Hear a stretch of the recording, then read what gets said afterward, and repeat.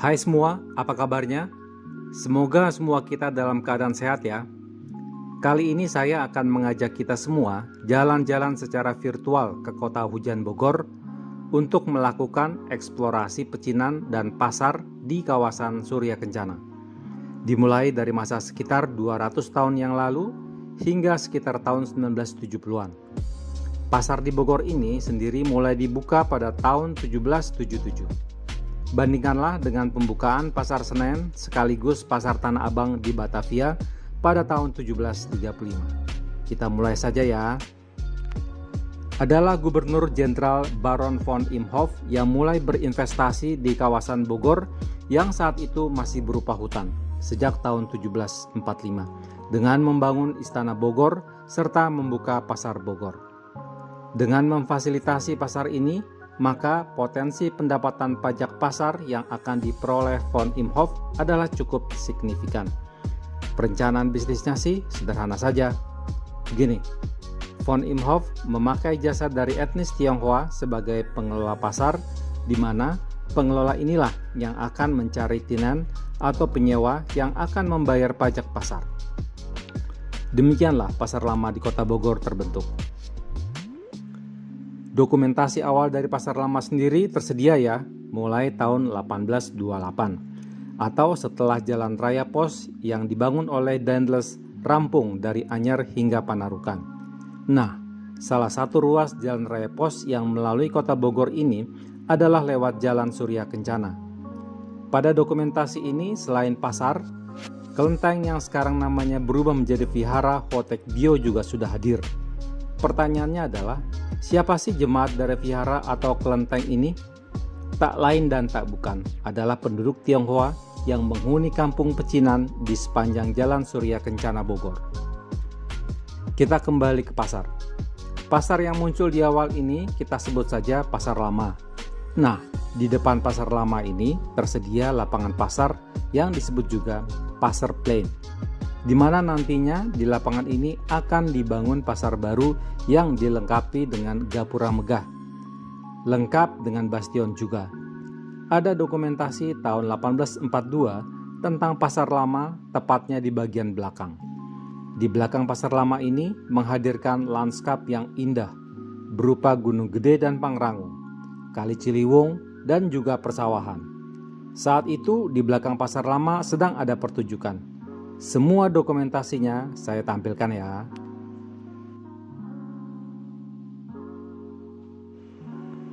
Tadi kita sudah singgung tentang kelenteng di Pasar Lama.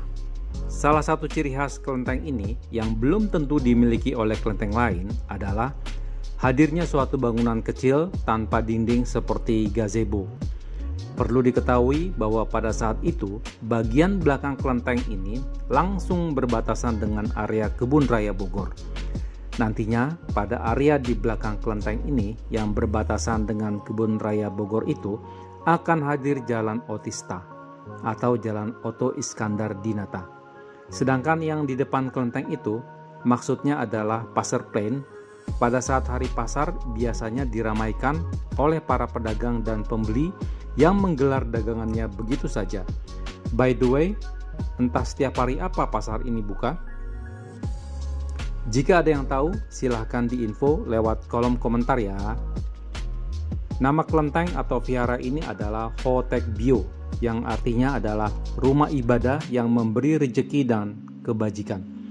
Konon, kelenteng ini hadir sejak tahun 1672, namun ini masih bisa diperdebatkan ya. Ada dokumentasi tahun 1920-an yang menginfokan sedang ada festival di dalam kelenteng. Nampak ada lomba panjat pinang di tengah pengunjung yang membludak.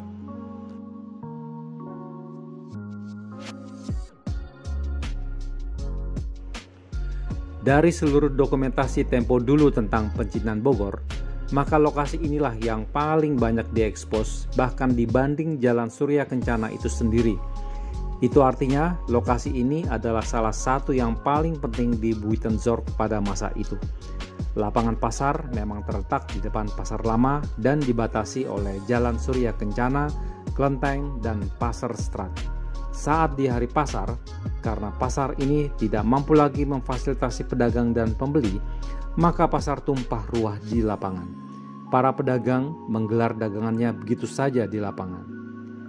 Di sekitar area Pasar Plain juga digunakan oleh sejumlah moda transportasi, yakni delman dan gerobak untuk menunggu sewa, baik penumpang maupun barang.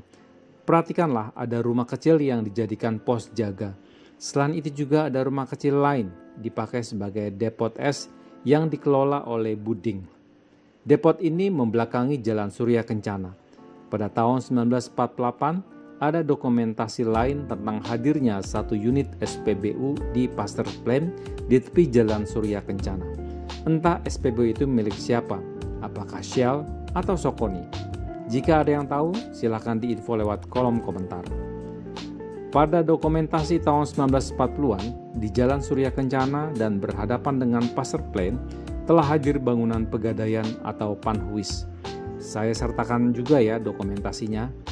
Dengan hadirnya panhuis ini, maka ini makin membuktikan saja bahwa kawasan di sekitar Pasar Baru Bogor di mulut Jalan Surya Kencana ini punya potensi bisnis yang menggiurkan.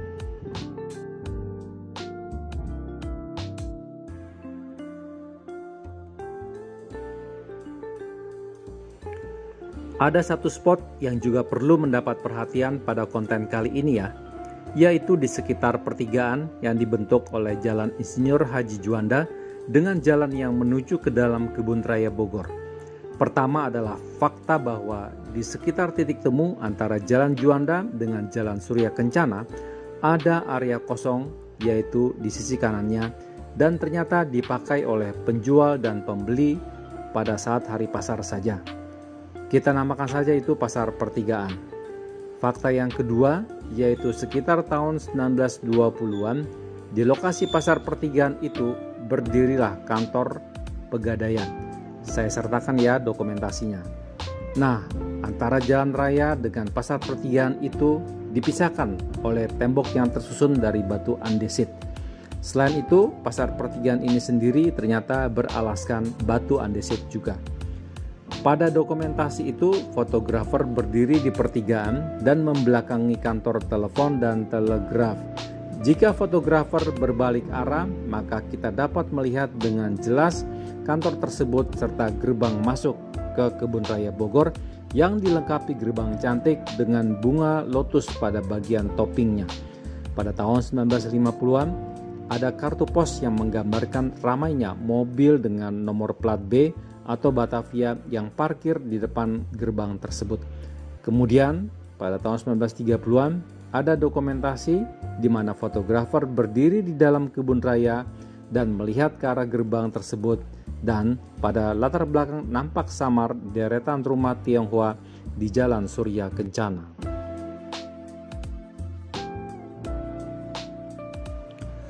Pada saat pembangunan pasar baru di lokasi Pasar Plain, maka pemerintah saat itu juga melengkapi pasar ini dengan gapura yang megah serta ada 2 bastion kembar yang menghadap ke Jalan Surya Kencana.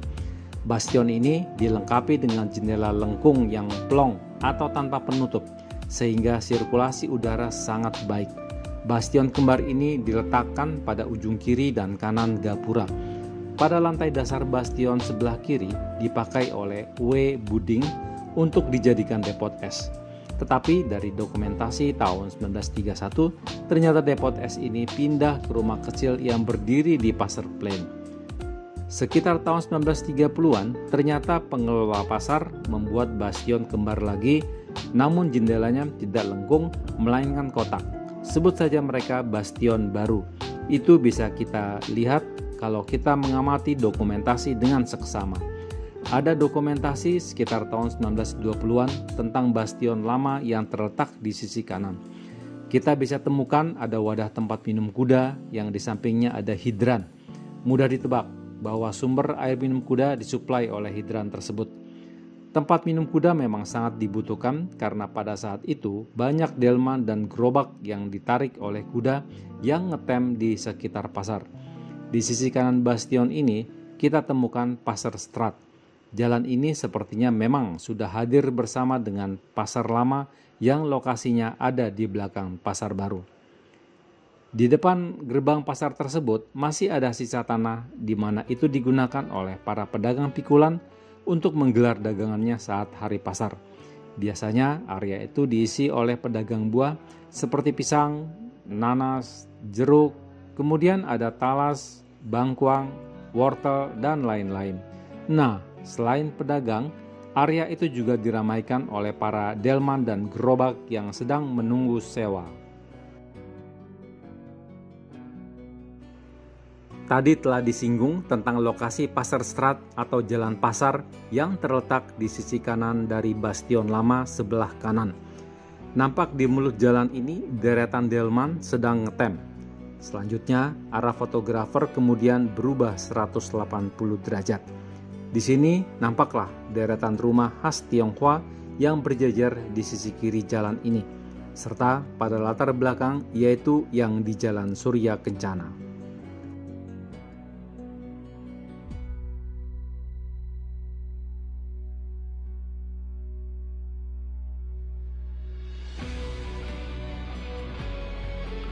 Sebetulnya Jalan Surya Kencana ini sudah ada sebelum Jalan Raya Pos dibangun. Jadi, Jalan Raya Pos hanya tinggal menyambungkan saja jalan ini dengan jalan yang lain. Namun, dengan diresmikannya Jalan Raya Pos, maka semakin cepatlah perkembangan jalan ini yang memang sebelumnya sudah ada perkampungan Cina atau pecinan di situ. Di sisi kiri dan kanan jalan ini berderet rumah khas bergaya oriental yang pada awalnya cuma satu lantai saja. Namun kemudian setelah hadirnya Jalan Raya Pos, maka satu demi satu rumah satu lantai di pecinan Bogor ini meningkat menjadi 2 lantai. Perhatikan, pada dokumentasi tahun 1880, penerangan jalan umum atau PJU di Jalan Surya Kencana ini masih menggunakan bahan bakar gas. Bisnis apa saja yang dilakukan oleh penghuni Jalan Surya Kencana? Dari dokumentasi, maka kita akan tahu saat itu bahwa penghuni jalan ini berbisnis furniture, toko kelontong yang menjual lampu dan lain-lain, tukang binatu, dan lain sebagainya. Itu semuanya bisa diamati pada dokumentasi yang terlampir ya.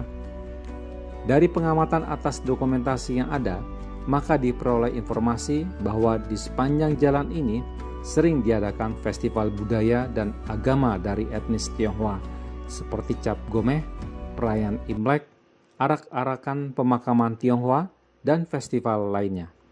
Karena lokasi pecinan ini cukup jauh dari Ciliwung, maka festival Pehcun berupa lomba perahu tidak diadakan.